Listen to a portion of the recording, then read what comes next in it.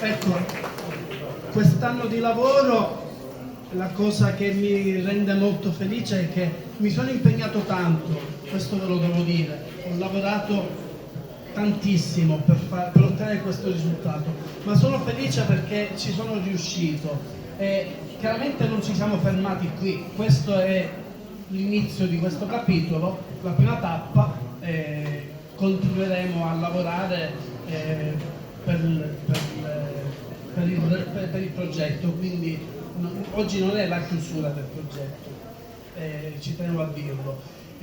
Grazie a tutti. No,